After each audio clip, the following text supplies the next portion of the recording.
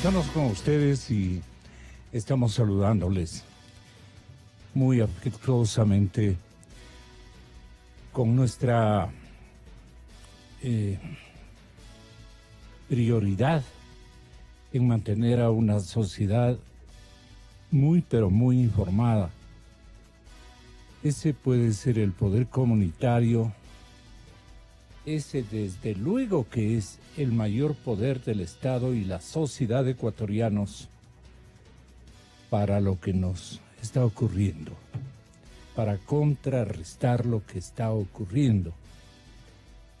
Y tenemos que exhibir en estas precisas coyunturas una valentía, serenidad, todos esos dones que al que nada debe, nada tiene que responder. Esos somos los ecuatorianos. No hemos dado el menor motivo ni al mal ni a ninguna otra circunstancia que ha invadido nuestra esfera de preocupaciones, nuestro territorio y nuestras preocupaciones fundamentales en estas horas en las que tenemos que denotar valentía, asimilar con disciplina social, con mutuo apoyo, con unidad institucional y unidad organizativa, respondiendo y más que nunca las reglas que nos lleven y nos conduzcan a ser una comunidad ejemplar, empero valiente, y todos estamos cumpliendo con los riesgos que esto impone nuestra condición de tales. Los periodistas estamos cumpliendo más allá de la cuenta con este compromiso que hemos adquirido en estos días de duelo generalizado para nuestro gremio, por nuestros compañeros, porque buscamos la justicia. Y estamos encontrándonos con otros protagonistas de la noticia, de tan relevante figura como son la milicia ecuatoriana y la Policía Nacional Ecuatoriana en servicios activos y pasivos. Hoy tenemos precisamente a esta hora de la mañana, contamos con la gentil comparecencia del señor general don Patricio Pazmiño.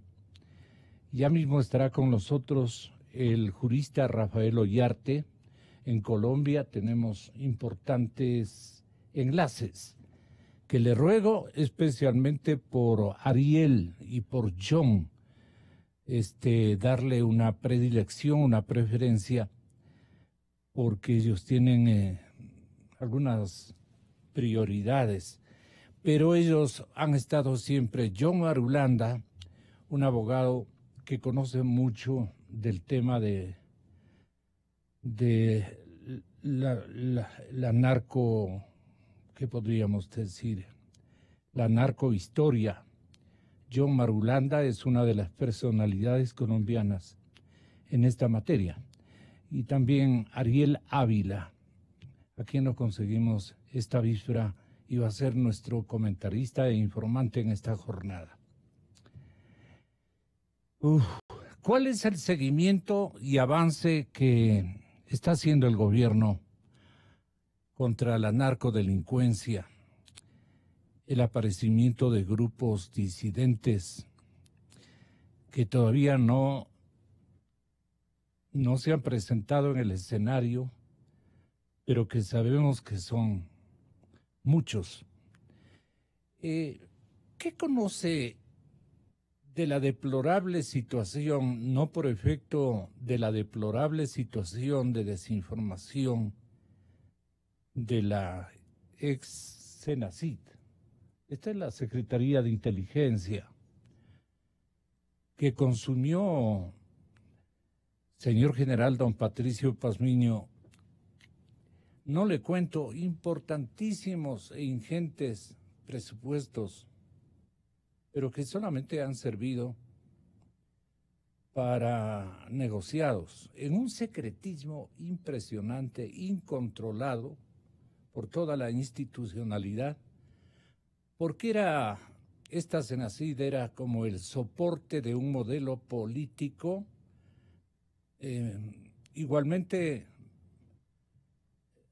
dicen que ha tenido connotaciones de una verdadera mafia, de donde hemos rescatado los ciudadanos de bien, los ciudadanos ecuatorianos, elementos que nos llevan a pensar de que esta mafia se tomó la institucionalidad, pero para perjudicar presupuestos, para título de hacer enganches, para título de hacer contrataciones, para comprometiéndose a hacer infraestructura que defienda a la sociedad, sirvió para las circunstancias que estamos advirtiendo nosotros.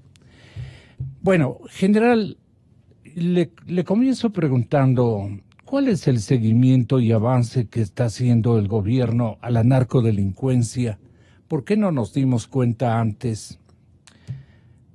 ¿Por qué no establecimos parámetros de conducción inteligentes y expertos en determinar los objetivos que perseguían esto que ha estado formándose, que llegamos a conocer ya por actitudes de carácter violento, ¿no?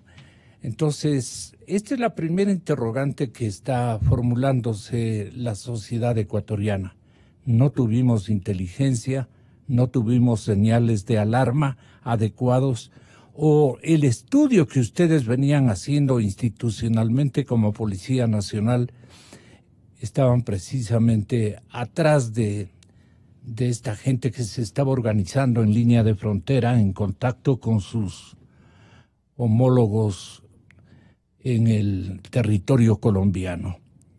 Descuido de los dos gobiernos, ¿qué podríamos determinar de esto?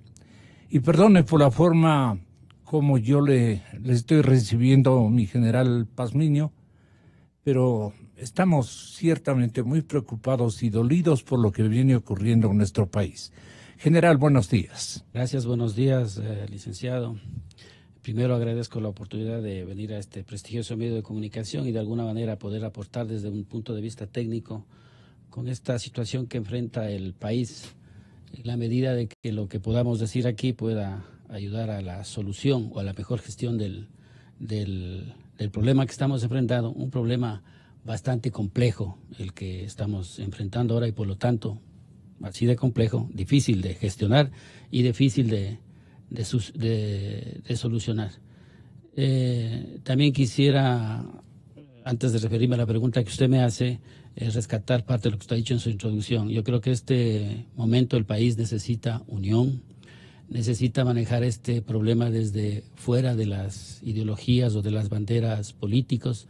Necesitamos fortaleza y necesitamos respaldar las gestiones que vienen realizando nuestras Fuerzas Armadas y la Policía Nacional, instituciones que con tantos años tienen, para mi punto de vista muy particular, y creo que conmigo coinciden muchas personas, tienen la experiencia suficiente como para enfrentar este problema. ¿A cuáles fuerzas nos estamos refiriendo? Fuerzas Armadas y Policía Nacional, ¿no? Correcto. Tienen la experiencia y yo creo la capacitación suficiente, y con eso voy entrando a su pregunta.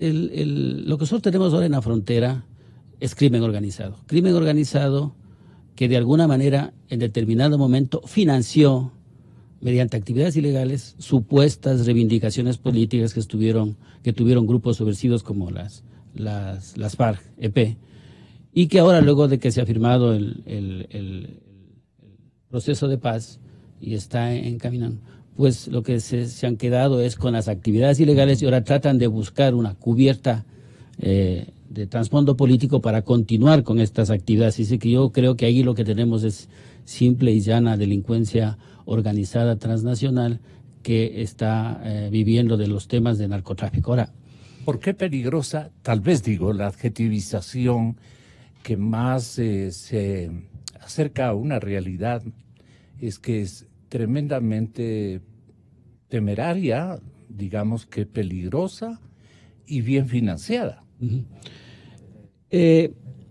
El fin del crimen organizado es obtener grandes y rápidamente cantidades de dinero. Este dinero a ellos les da poder, poder para corromper, poder para intimidar, poder para generar violencia que facilite sus actividades ilícitas, y también poder para seguir abriendo nuevos mercados, nuevas rutas, nuevos corredores, es decir, como cualquier economía de cualquier negocio, ampliar la capacidad de su negocio. Entonces sí, tienen mucho poder económico con el cual pueden generar sus actividades. Solo por darle algún dato, el crimen organizado a nivel mundial mueve más o menos se dice 2.2 billones de dólares, y de esos entre 700 y 900 mil millones estarían relacionados con el tráfico de drogas, y algo así como 35 millones relacionados con el tráfico de armas, que es más o menos los problemas que nosotros enfrentamos en la frontera norte. Y Colombia es el principal productor de sustancias estupefacientes psicotrópicas, de acuerdo al último, de cocaína. Y de acuerdo al último informe de monitoreos de cultivo en Colombia, se habría incrementado de entre 96.000 hectáreas a 146.000 hectáreas. Y curiosamente, el incremento de cultivos se hace en los departamentos de Putumayo y Nariño, donde más o menos estaría, en algunos casos se llega a decir casi el 60% de la capacidad de producir cocaína que tiene Colombia. Y otra parte estaría en el departamento de Santander, al norte, frontera con Venezuela. Justamente están los corredores que van hacia el Caribe, y el corredor que va hacia la cuenca del Pacífico, con los que tiene conexión con Centroamérica y con México. México, que es un país que es un importante actor en el tema de temas de narcotráfico. Entonces, usted verá todo lo que hay. Entonces, ahorita el negocio del narcotráfico es un negocio muy rentable, un negocio que va en expansión, y por lo tanto vamos sufriendo transformaciones, se van generando nuevos escenarios respecto, y lo que nosotros estamos viviendo ahora, para contestar su pregunta, son nuevos escenarios en los que ha habido varias cosas que se han sumado para que exista este nuevo escenario. Entre algunas cosas que yo quiero rescatar, que ya lo dije, está el incremento de cultivos, esta economía de mercado que está en expansión, los acuerdos de paz, indudablemente, donde han incrementado los actores y han asumado nuevos actores, ¿no? Este hecho es rescatable, que hay ya vistos 2 ecuatorianos que han tomado posiciones de liderazgos en partes importantes de estos grupos que operan en nuestra frontera norte, sea del lado ecuatoriano o del lado colombiano, porque ellos utilizan las fronteras como barreras para esconder sus actividades, ¿no? Y sí, puede ser que en determinado momento, en conjunto como Estado ecuatoriano, como sociedad ecuatoriana, no le hemos dado la importancia debida a este tipo de cosas, y a veces hemos pensado que esto es un problema que nunca nos va a afectar, y ahora estamos viendo que nos está afectando de la forma como nos está afectando. Entonces, la permisividad ha sido bilateral, General Pazmiño. La permisividad ha sido bilateral. Quiero significar que las administraciones, aquí dicen de Rafael Correa, en Colombia dicen de el mismísimo presidente Santos, porque nos dio demostración más bien de preocupación y estrategias que se consumaron en esfuerzos muy efectivos en la administración del anterior presidente de la nación colombiana, de nuestro fraterno vecino, el presidente Álvaro Uribe. El tema de los cultivos, el agigantamiento del hectareaje, tanto en Colombia como en Ecuador, fue una permisividad de estos gobiernos, contando especialmente con el nuestro, que no fundó cuarteles, institucionalidad, o no ofreció y otorgó medios tecnológicos de comunicación digital y prohibiciones concretas, taxativas en la población, en las poblaciones rurales, o todos estos grupos proceden de otros lados y abrigaron esperanzas de que ellos iban a ser los mejores demandantes, digamos, de la producción. ¿Hasta qué nivel llegaba la producción? No sé si de la hierba, no sé si de algún elaborado, esto que no logramos entender adecuadamente los ciudadanos urbanos, especialmente de nuestra sociedad ecuatoriana, señor General Pazmiño. Sí, en medida de querer aclarar este tema, yo le diría que la región andina es la zona donde existe la mayor producción de hoja de coca y ¿Por por qué lo tanto esto? ¿Es el clima se dan las favorable? condiciones adecuadas para este tipo de cosas y esto ha ido trasladándose en su debido momento. Bolivia fue quien lideraba este tema, luego pasó a Perú, luego a Colombia. En Bolivia básicamente se ha permanecido estancado en los últimos años, un ligero incremento según el último reporte de Naciones Unidas. Perú ha incrementado en más o menos 3.000 hectáreas de acuerdo al último informe del año pasado, publicado en noviembre del 2017, y de Colombia le acabo de dar las cifras. Afortunadamente en Ecuador no tenemos el problema de cultivo de coca, ¿no? Entonces, como vemos, no es solamente un tema de la frontera norte con Colombia, es un tema que en toda la región donde se produce coca se ha notado, existen incrementos, ¿no?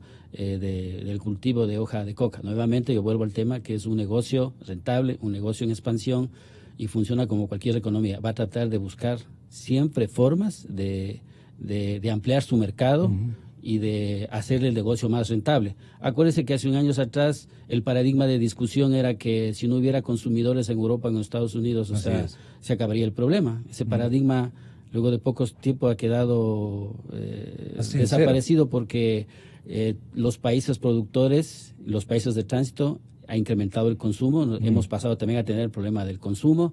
Ahora hay mercados como el argentino y el brasilero que también tienen mucha demanda y hacia donde también van los narcóticos y siguen siendo los problemas de Europa y los Estados Unidos. Entonces, como ven, las cosas estas van cambiando. Esos son los escenarios que cambian.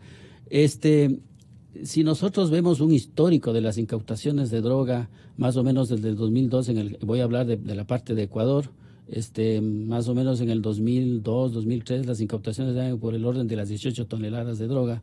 El año pasado fueron 98 y si no recuerdo más, un año más atrás fueron de 110. Entonces, las incautaciones han crecido, han ido incrementándose. Entonces, por lo tanto... Las incautaciones. Sí, las incautaciones. Esto estoy hablando solamente del gobierno ecuatoriano, solamente de Ecuador como tal.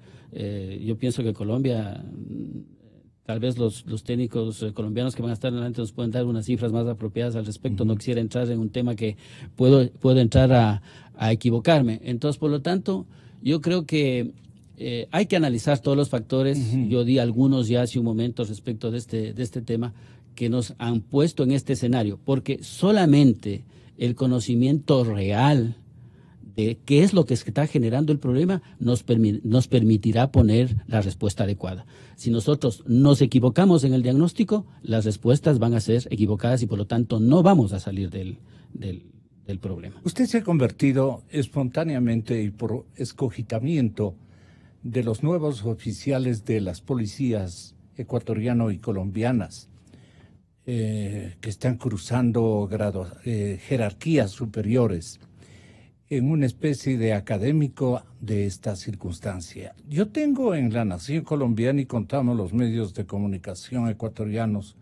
con un analista igualmente muy experimentado, con datos estadísticos muy actualizados y con ganas de hacer investigación y de ser un informante macro de la historia de la permisividad. Yo le llamaría ¿cuál es el histórico de la permisividad? Por lo menos desde el lado de nuestro país, se atribuye a una especie de un acuerdo el que ha venido funcionando en los últimos años en la administración de un presidente ecuatoriano que más bien dijo y denotó, al igual que el expresidente y desaparecido líder latinoamericano venezolano, el presidente Chávez, más bien mantener una línea de dejar hacer y dejar pasar. Esto se llama permisividad. Entonces, es el doctor Ariel Ávila quien está en este momento en la línea telefónica de nuestro informativo. Le pido atención al público ecuatoriano. Se trata de un analista muy significativo, un estudioso de este tema. Entonces, creo que todos están de acuerdo en que urgen reformas y han habido ausencia de informantes en la línea de frontera. Esto, digamos, convalida la creencia de que los gobiernos no se interesaron en lo que iba ocurriendo en Nariño. En Nariño las cosas se ponen ya bastante complicadas. ¿Desde hace qué tiempo? Y el conocimiento que tenían tanto los gobiernos de Colombia como de Ecuador como de Colombia, se amplían, se recrudecen, no sé qué adjetivización utilizar, Ariel, para determinar que Nariño pasa a ser un escenario pródigo en circunstancias muy peligrosas. Está ingresando un distinguido jurista que nos va a ayudar en los temas, naturalmente, que le corresponden, un académico como ustedes, Rafael Ollarte. Ariel Ávila, ¿por qué Nariño pasó a, digamos, a ser un escenario conflictivo desde su particular punto de vista?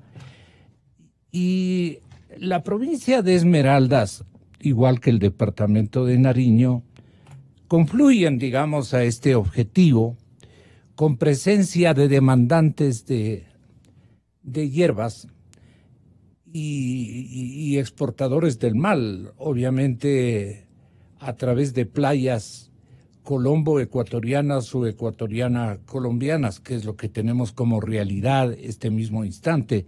Doctor Ariel Ávila, le comunico que con nosotros está un excelente general de policía, don Patricio Pazmiño, que ocupó importantes y relevantes dimensiones de conducción de nuestras policías ecuatorianas. Así es que me encantaría, conjuntamente con el jurista Rafael Ollarte, ya en triangulación de opiniones, porque urgen reformas, dicen, porque urgen reformas así como informantes en frontera. Yo estaba mencionando precisamente el papel no muy conveniente para los intereses de nuestro país, no cumplidos por la Secretaría Nacional de nuestra inteligencia. De esto podríamos hablar más adelante. Pero el diagnóstico en cuanto a los sectariajes que se han ocupado tanto en la nación colombiana como en Ecuador para robustecer la oferta, digamos, de drogas, de plantas que naturalmente llegan a la droga, es muy importante que usted tenga la bondad de darnos una visión de lo que usted ha visto de últimos años. Ariel Ávila, señor doctor, bienvenido a la cadena Democracia.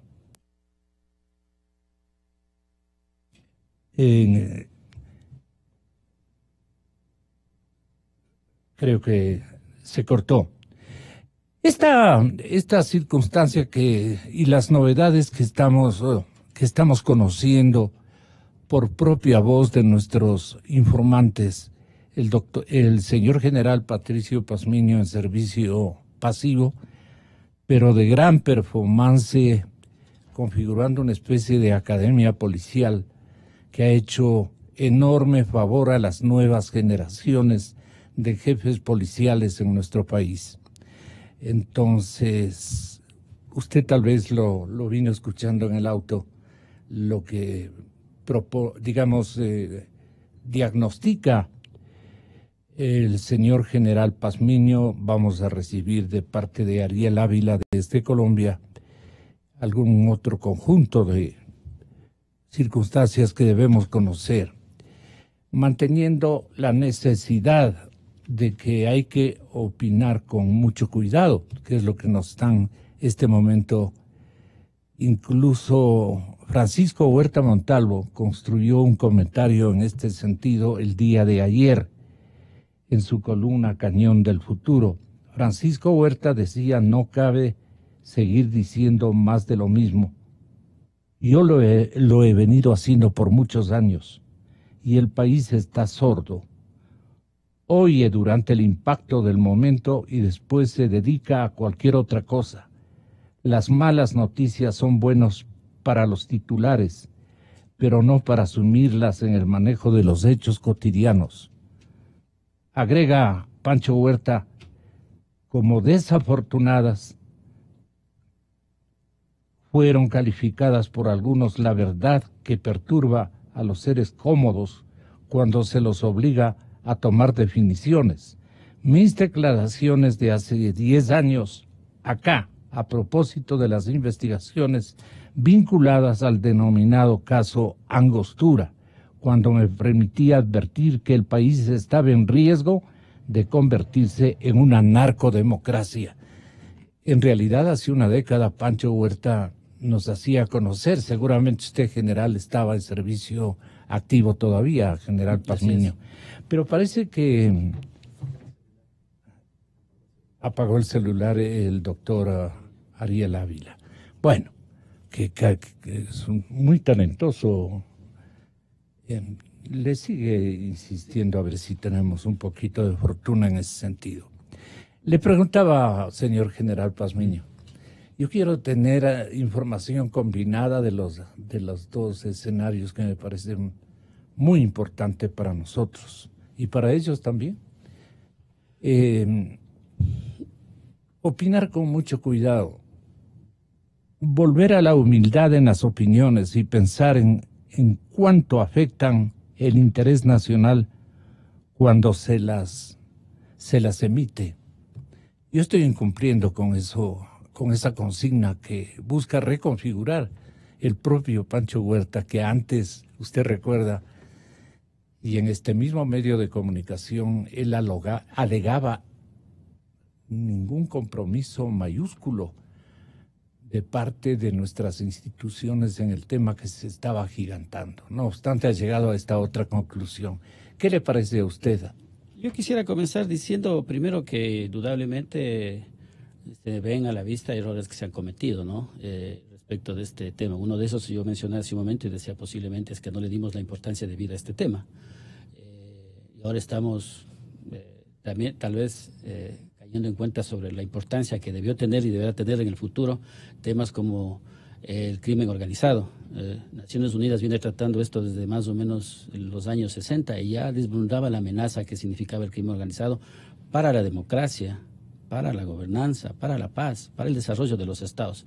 Ahora mismo el informe último de Naciones Unidas respecto del problema mundial de las drogas hace una referencia con los objetivos del desarrollo, ¿no? Respecto de cómo está afectando el problema de las drogas.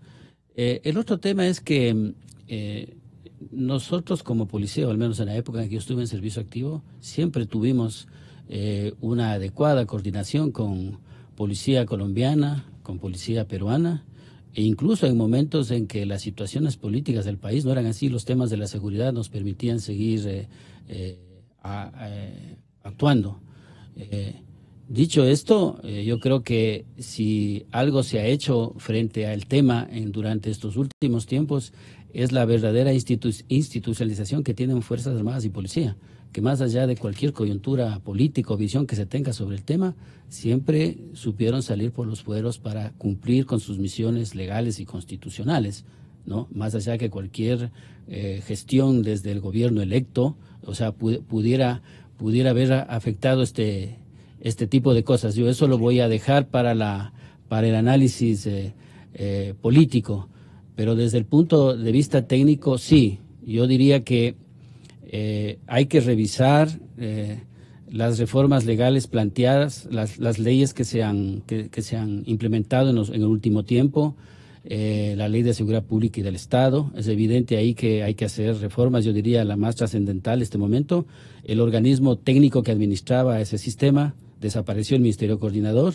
Necesitamos una Secretaría Técnica ahí que ojalá sea eso, una Secretaría Técnica que administre el sistema de seguridad integral de seguridad pública y del Estado. En la Secretaría Nacional de Inteligencia, en la CNI, necesitamos hacer cambios para que realmente la inteligencia sea desde el punto de vista técnico, fuera cual fuera el gobierno que esté de turno, se dedique a hacer estudios respecto de los riesgos y amenazas que enfrenta el Estado para justamente garantizarnos un sistema democrático que nos permita desarrollarlo. Simple técnico, no dependa de cuidar que no dependa. Entonces, ¿en qué nos descuidamos, señor general Pazmiño? Yo le tengo que ser sincero, o sea, yo veo que, no sé, o no tengo acceso, pero yo no veo que la Secretaría Nacional de Inteligencia, más allá de lo que ha producido los propios sistemas policial y militar, la Secretaría Nacional de Inteligencia, al menos yo no conozco que haya aportado nada en estos temas. Vuelvo a decir, esto es puro trabajo de Fuerzas Armadas y Policía Nacional, lo que se ha venido haciendo respecto de este tema, y yo creo que lo han hecho bastante bien. Otro sería el escenario si es que incluso Fuerzas Armadas y Policía Nacional hubiesen descuidado sus misiones constitucionales. Dando gracias a Dios, son instituciones, valga la redundancia, institucionalizadas, que van a cumplir su misión más allá del gobierno de turno, más allá de lo que sea. Siempre ellos tienen una misión constitucional y unos objetivos claros y siempre caminan hacia allá. Sí, doctor Marulanda, le saludamos en Bogotá. Bienvenido, muchísimas gracias. Estoy presentando en nuestros micrófonos la opinión de un distinguidísimo general en estado pasivo, perteneciente a los cuadros de la Policía Nacional, que ha tenido protagonistas y actores muy significativos en el conocimiento, en la disciplina y en las ideas creativas. Patricio Pazmiño. Entonces, yo pensaría, doctor John Marulanda, que usted nos podría enterar respecto de los cultivos y respecto de los andamiajes de crecimiento que prosperaron en la vecindad nariñense esmeraldeña. ¿A qué atribuye usted? Le presento también al respetable jurista que nos acompaña, es el doctor Rafael Ollarte. Así es que entiendo que usted como abogado resulta ser, colega del señor doctor Rafael Ollarte, a quien usted ya va a conocer y a escucharle. Tenga la bondad de, doctor Marulanda, lo que le preguntaba hace un momento. Bueno, señor Rosero, muchas gracias por la invitación. Un saludo muy cordial a mi general Pazmiño y al doctor Ollarte.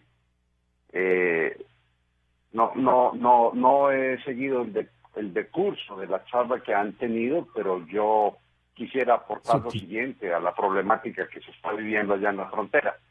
Primero decirles que conozco muy bien toda esa frontera debido a que una vez retirado del servicio, trabajé con varias multinacionales que tienen negocios y empresas allá en la frontera, especialmente en Sucumbíos, en Orellana, parte de Carchi y Esmeraldas.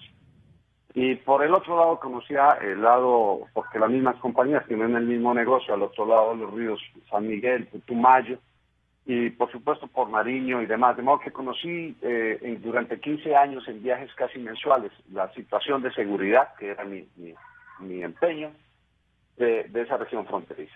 En segundo lugar, quiero decirles que el problema que ustedes están soportando ahora, y que yo personalmente no quiero ser una ave de mal agüero, pero creo que esto todavía no ha llegado a su fin, hasta ahora empieza, se origina en una errónea concepción política del gobierno colombiano, cuando permitió que el país, teniendo escasamente 48.000 hectáreas de hojas de coca sembradas, permitió por un mal acuerdo con el grupo narcoterrorista de las FARC que se suspendieran las fumigaciones y llegáramos hasta el punto en que estamos hoy de 230.000 hectáreas certificadas por el gobierno norteamericano y una producción cercana o rondando o superior a las 1.000 toneladas métricas de cocaína. Esto, por supuesto, disparó el crimen organizado.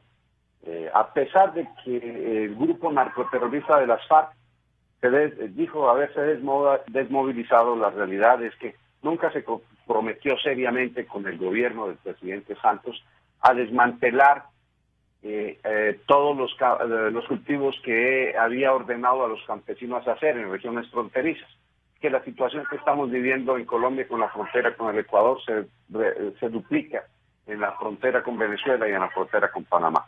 Pero también, honestamente, creo que parte del gobierno ecuatoriano tuvo una connivencia con este grupo narcoterrorista de las FARC y esto permitió que ese desborde que se vivió en Colombia traspasara la frontera y llegara hasta territorio ecuatoriano con las consecuencias que estamos viendo.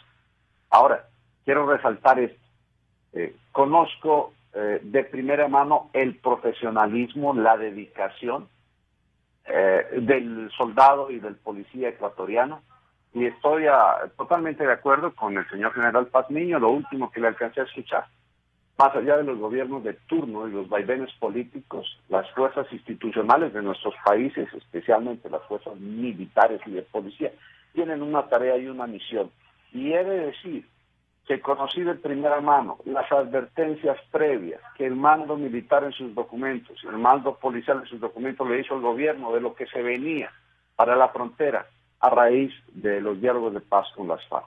Eso fue claramente advertido y que el gobierno haya tenido una actitud política de benevolencia, de descuido, si se quiere, con todos estos señores de las FARC. Acordémonos que allá estaba el señor Raúl Reyes, allá capturaron a Simón Trinidad y muchos otros incidentes que podríamos relatar. Pues ha contribuido también a que la situación esté como hoy en día se está dando. La suspensión de esta operación estratégica técnica tan importante de invadir con glifosato las plantaciones del cultivo de drogas, de plantas para convertirlas en drogas, las aspersiones, fue una iniciativa del gobierno del presidente Uribe. Y ustedes recordarán la serie de incidentes que un gobierno recientemente organizado, doctor Ollarte, recién inaugurado, digamos, en su gestión presidencial, aludía que era un castigo, y en efecto lo era, que era un castigo para el campesinado ecuatoriano colombiano, que resultaba ciertamente afectadas en sus espacios de cultivos de sobrevivencia. No eran producciones gigantescas que caían por efectos del glifosato que se estaba botando desde sendos aviones ecuatorianos.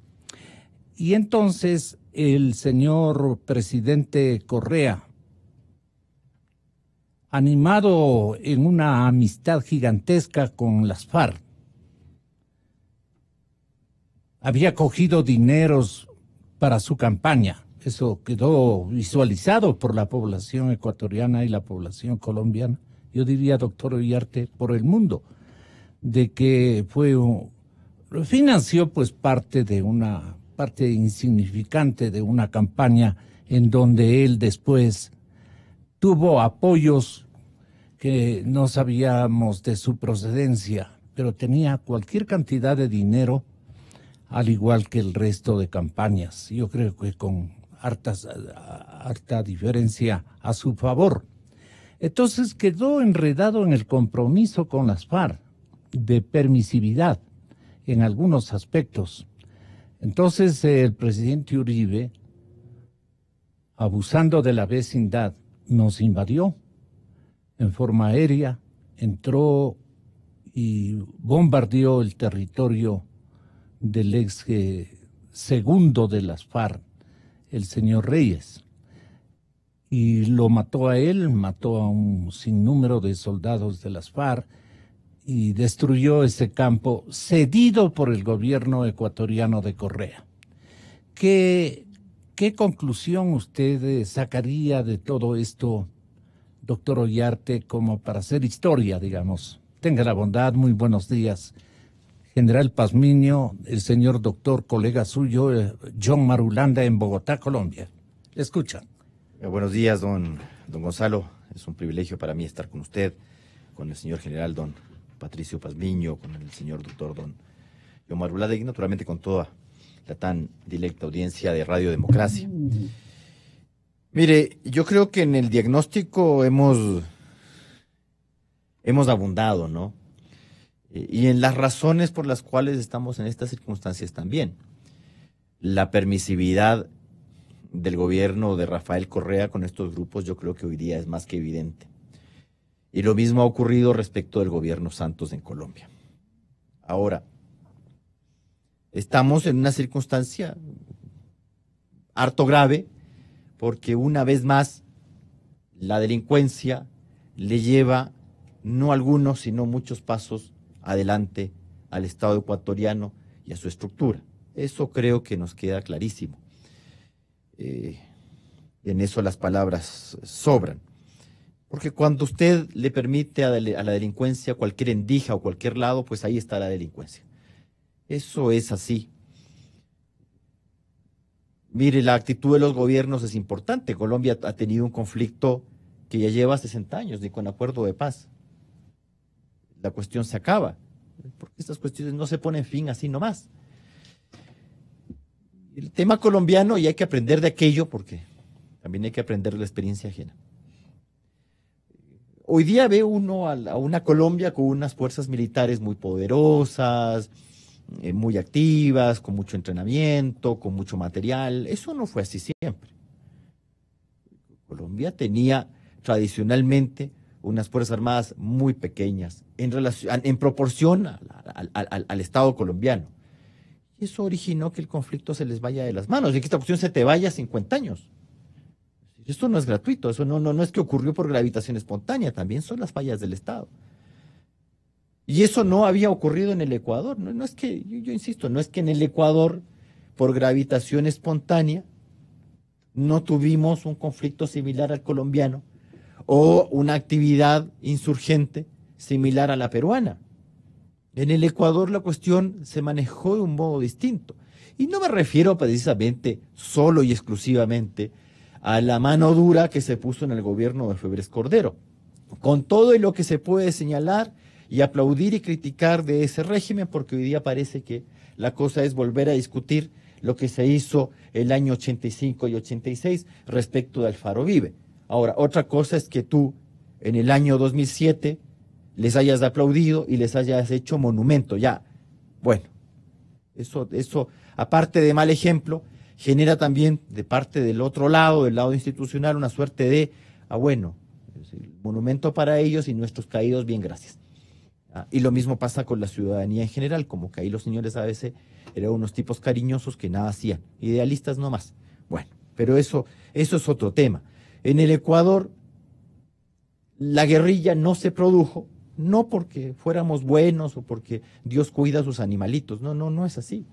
Teníamos unas fuerzas armadas con un evidente dominio territorial, muchos cuarteles diseminados en gran parte del territorio nacional, lo cual dificultaba naturalmente el crecimiento de una insurgencia, además unas fuerzas armadas muy cercanas a la ciudadanía, muy cercanas al pueblo. Ahora usted ve lo que ha ocurrido, yo insisto en la cuestión que ocurrió en este ataque al cuartel policial. La población se va porque les avisan los insurgentes. Es decir, ¿del lado de quién está la población? ¿Están al lado de sus instituciones o al lado de estos señores? Bueno, pues usted no tiene las instituciones ahí, pues estarán al lado de los otros. Eso ya lo hizo, gracias. Bueno, ya lo hemos hecho. Yo creo que en el diagnóstico ya hemos abundado en esto de que si es culpa o no de Correa, salen los correístas a defenderle al señor, que ha sido un gobierno maravilloso y que en el tiempo de él nada ocurrió. ¿Qué va a ocurrir? Pues si estaban ahí. A vista y paciencia. Mire, cuando ocurrió el tema de Angostura, yo creo que el gobierno colombiano fue en mucho muy prudente en sus señalamientos. Solamente señalaron el tema del financiamiento a la campaña presidencial de Correa, etcétera, etcétera. Pero aquí usted tenía un tema, claro que hubo un acto de agresión, no una invasión, pero sí un acto de agresión por parte de Colombia al territorio ecuatoriano. El bombardeo es un acto de agresión, así lo señala la Declaración de Agresión de 1934. Claro. Pero también la promoción de agresión también es un acto de agresión. Y uno de los actos que promueve la agresión es precisamente permitir el ingreso y la permanencia de bandas armadas irregulares en el territorio de una nación para que ataquen a otra nación. Eso también es un acto de agresión. Y en eso yo creo que el gobierno colombiano fue bastante prudente porque no lo dijo. Y acá, obviamente, nosotros también nos quedamos callados, pero tampoco hay que cortar la realidad de las cosas. ¿Dónde estaban los señores? En el Ecuador. Aquí estaba el señor Reyes en compañía, muy cómodamente. Bueno, pero eso ya es una cuestión que abona al diagnóstico. Ahora, ¿qué es lo que tenemos que hacer? Mire el secuestro de estos dos chicos connacionales santodomingueños. Uno de 24 y una señorita de 20 años. ¿Dónde los han secuestrado? ¿Dónde? ¿En una carretera ecuatoriana? ¿En zona de seguridad por una declaración de un estado de excepción? Así nomás es la cosa. Porque hay estado de excepción, pues, en la provincia de Esmeraldas. Y así nomás pasó. Con todo y estado de excepción. ¿Qué le queda al resto de la nación? Preocuparse por lo menos. Yo no sé cuántos de los que van a dejar a sus chicos al colegio, uno se queda mirando hasta que entran y con la intranquilidad, pues. Porque estos señores que realizan estos actos de terrorismo no hacen ninguna discriminación de a quien afectan. Cuando te lanzan un bombazo, estos señores de Santo Domingo, ¿quiénes son? En el mundo real, ¿quiénes son? Nadie, pues me refiero a nadie en el sentido de los hemos venido a conocer hoy. No son gente involucrada en esta cuestión. Ya la cuestión es indiscriminada. En el tema de los periodistas, algún imbécil ha dicho que cómo así se han ido a meter ahí. Hace su trabajo, pues, señor. Hacer su trabajo, a eso se han metido. Como hace el periodismo. Pero bueno, ¿y estos otros? Aquí iban, estaban de vacaciones, iban a cobrar un dinero de la venta de una moto y listo. Ya, así nomás es la cosa hoy día. Porque al menos los periodistas sabían a dónde se estaban metiendo, pues. Pero estos otros eran unos ciudadanos que...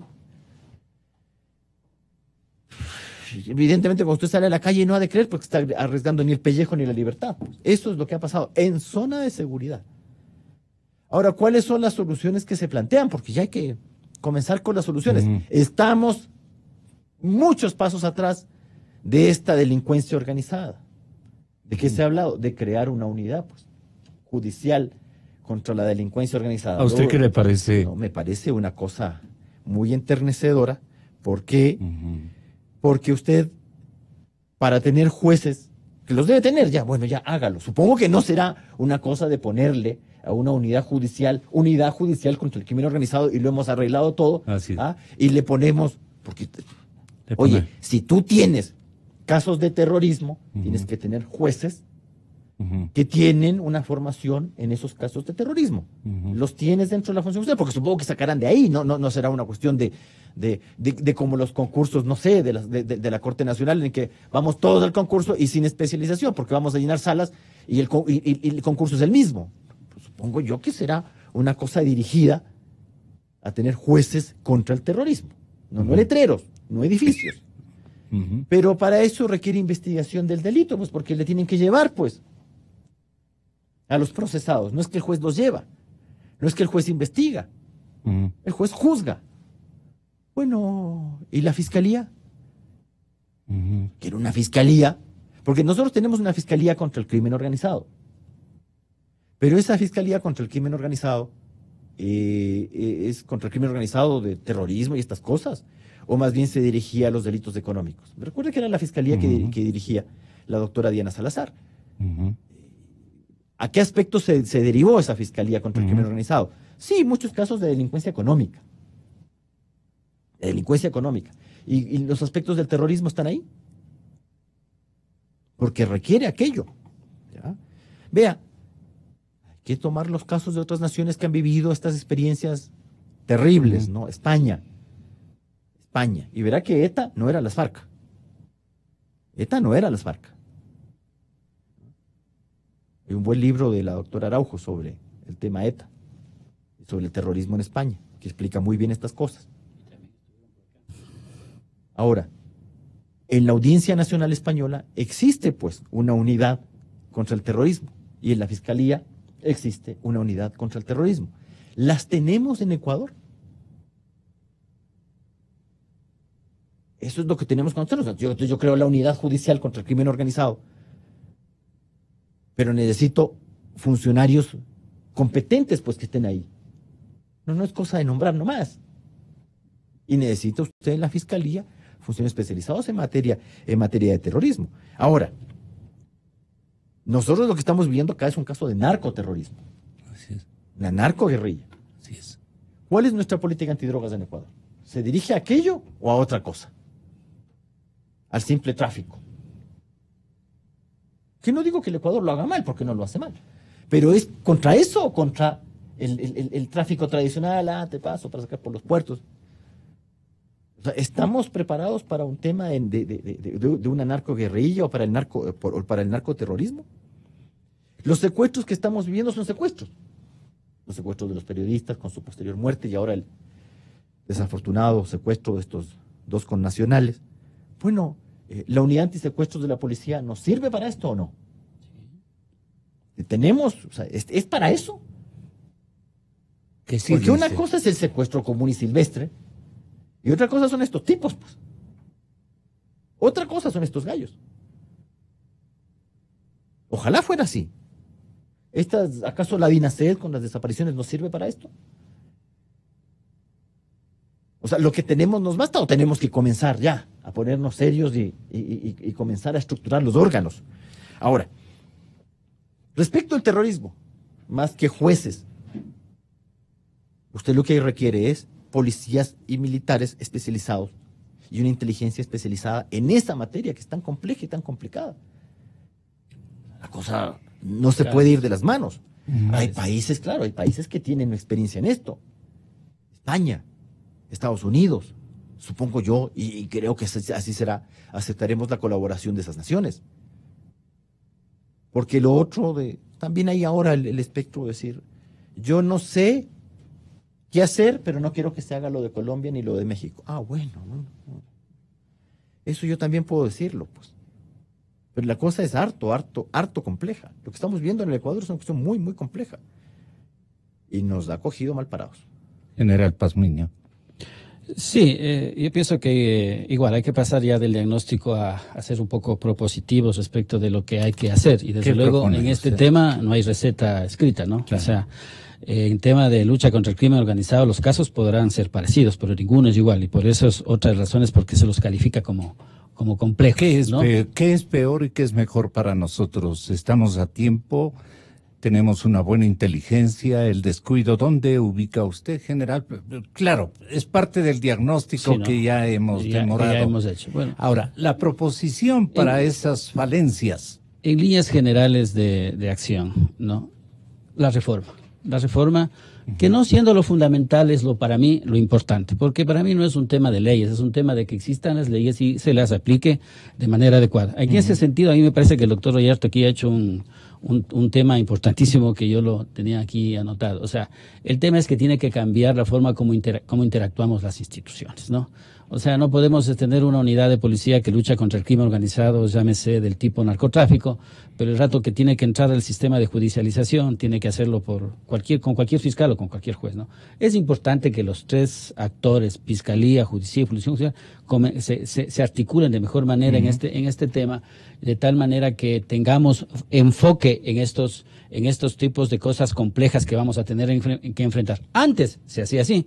Y no estoy hablando de los últimos 10 años. Antes de los últimos 10 años, algún señor fiscal general le pareció que eso era malo y lo desarticuló.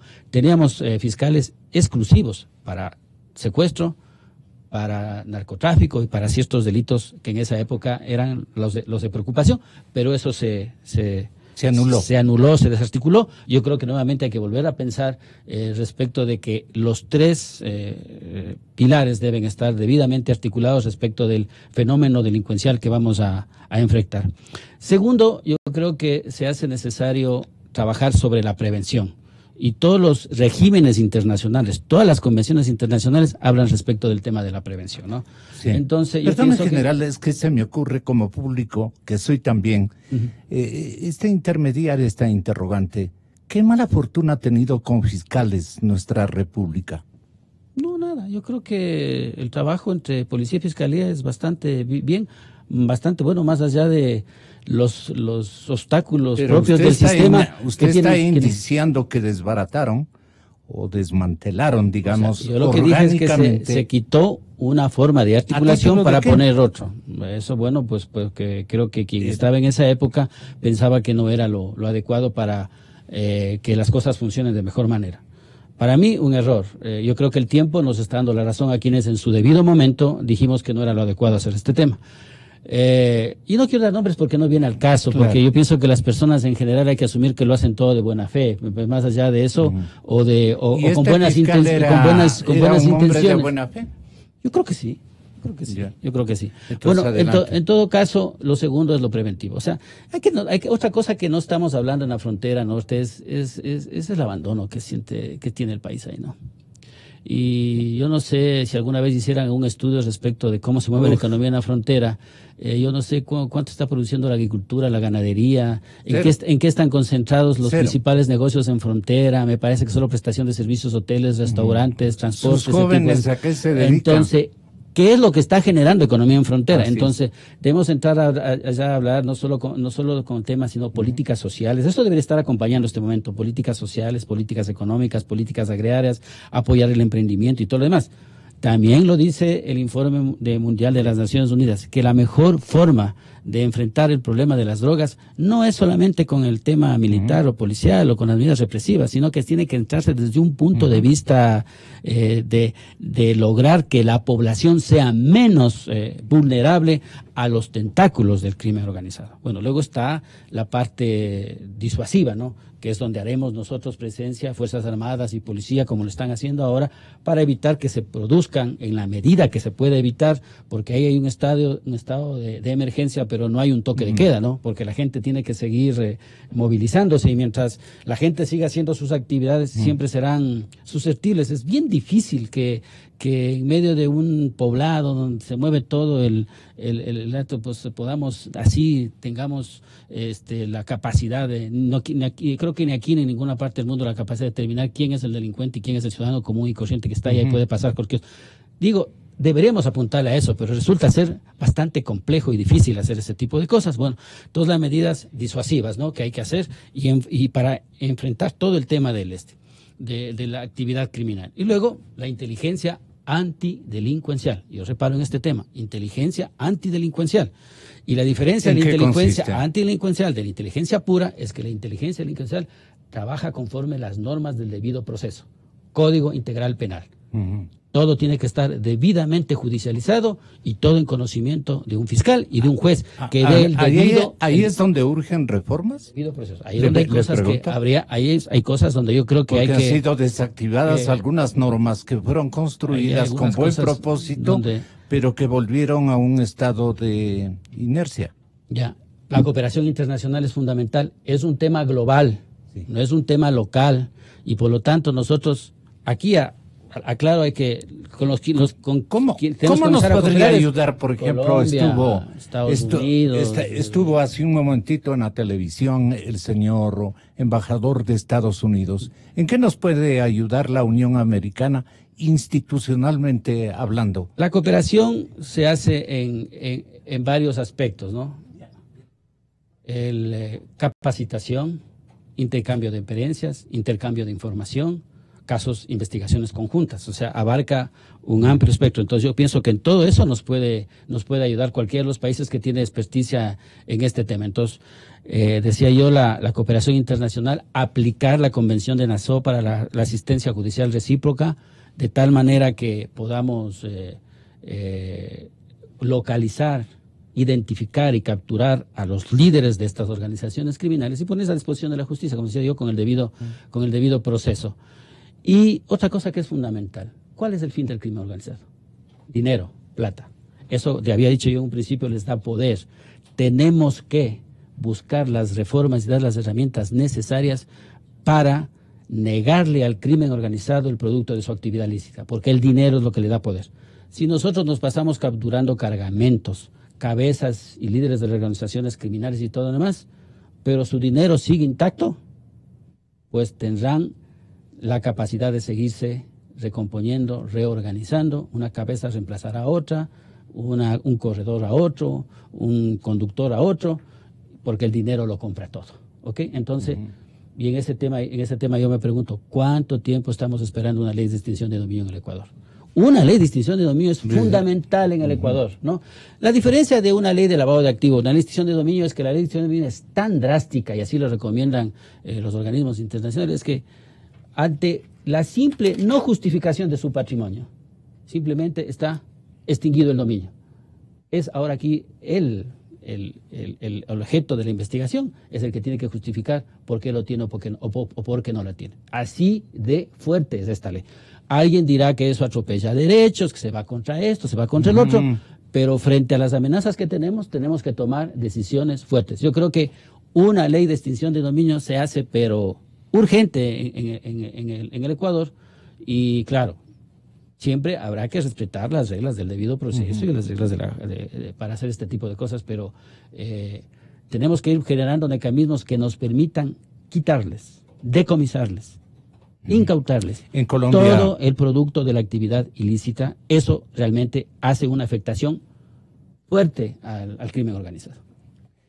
Es atacado de esta manera tan contundente el crimen organizado en Colombia con una ley que extermine el dominio, digamos, en las malas riquezas forjadas a través precisamente del crimen organizado. Le preguntó al doctor John Marulanda.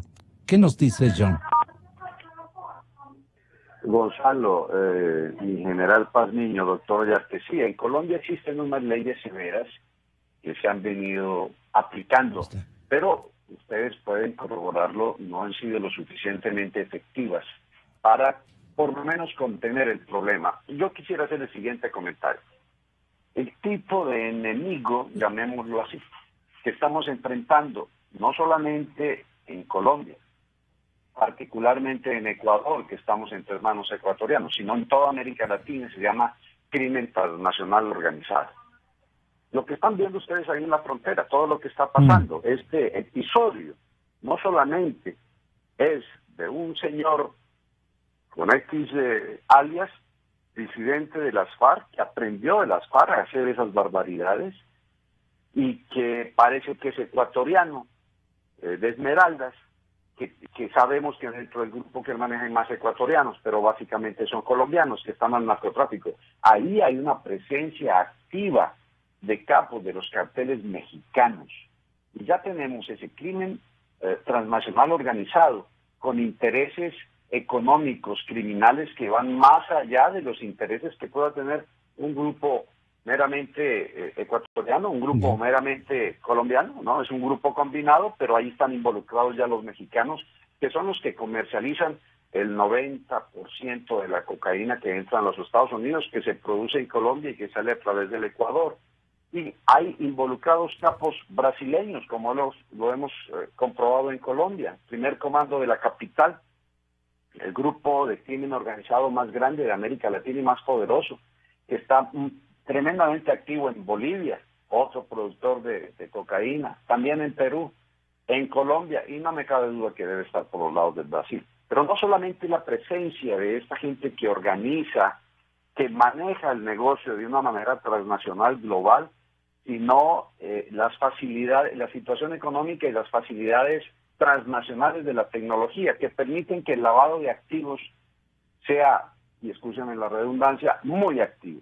De modo que se están aplicando todo lo que el Estado puede dentro del marco de la legalidad, pero evidentemente eso no es suficiente.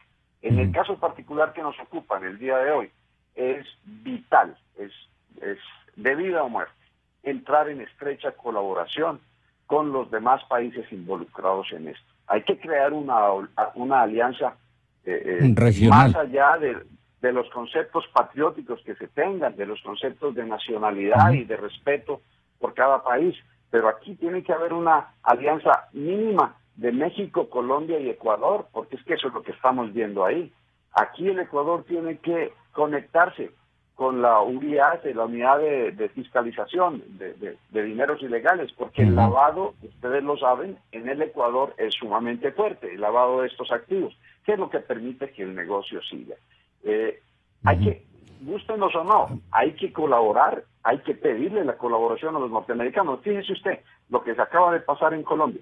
Los últimos casos grandes de corrupción en Colombia, Odebrecht, la FIFA, y ahora el último que cogieron con uno de los cabecillas de las FARC, que probablemente va a ser extraditado, todo viene de los Estados Unidos, que tienen la tecnología y tienen la jurisdicción suficiente para poder darnos a nosotros luces sobre lo que está pasando. Estamos a ciegas. Los norteamericanos, como usted los quiera catalogar, imperio, no imperio, bueno o malo, como sea, son los que tienen la información que nosotros no tenemos. Tenemos que colaborar con ellos y entrar en un juego de intercambio de información y de colaboración, respetando, por supuesto, la autonomía de cada estado y demás. Si no hacemos eso, los despliegues de fuerza en la frontera, los 9.000 hombres que mandamos en Colombia ya a cuidar a Tumaco, a la frontera, los fruto y cascabel que vemos que de nuestro ejército ecuatoriano que están por las carreteras, no van a lograr derrotar eso y vamos a seguir viendo este enemigo, entre comillas, crecer.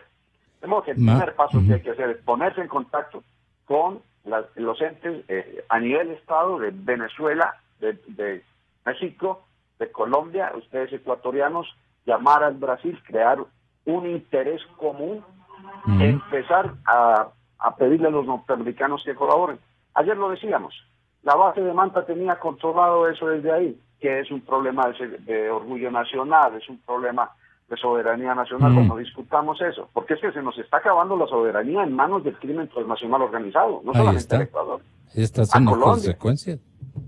Entonces, así es, John. Yo tengo que recibir ya mismito, está ya en nuestro parqueadero el señor comandante general de la Policía Ecuatoriana, y te estoy llamando, John, después de unos minutitos, si es que tu agenda me permite hacerlo. Allí conversamos en interno. Gracias, doctor Marulanda, y muchas gracias también, señor general Pazmiño. No sé si Rafael Ollarte quisiera acompañarnos en esta plática con el general Ramiro Mantilla, aunque naturalmente él por la autoridad y la investidura que mantiene, no ha de querer compartir algunas cosas que definen su rol exclusivista por la dimensión de control y de poder que él tiene.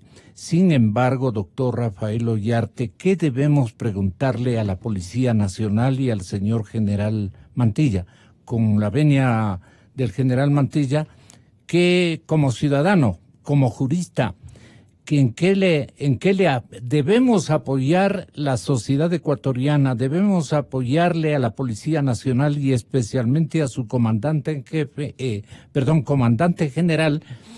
¿En qué circunstancias cree usted como jurista que en la modificación, no sé si se quiere orgánica o legal o jurisdiccional que hay que establecer, cuáles son los segmentos que ameritan una reforma y una convalidación del poder policial para la investigación del crimen organizado que está campeando lamentablemente en buena parte de nuestro país? ¿Qué necesita desde su ojo visor la Policía Nacional, señor doctor Rafael Ollarte?